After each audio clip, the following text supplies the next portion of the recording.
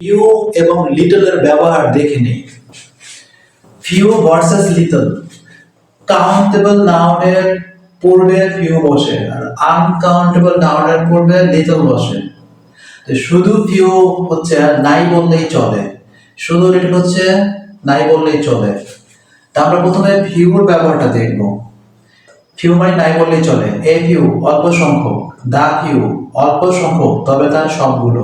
উদাহরণ যদি দেখি, আমার বই নেই বললেই চলে, আই হ্যাভ ফিউ বুকস।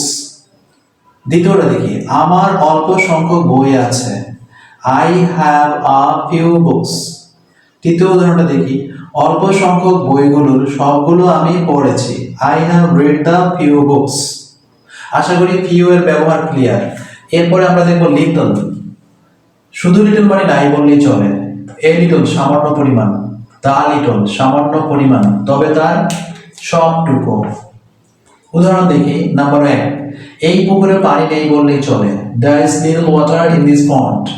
দ্বিতীয়টা দেখি, এই পুকুরে সামান্য পানি আছে, there is a little water in this pond।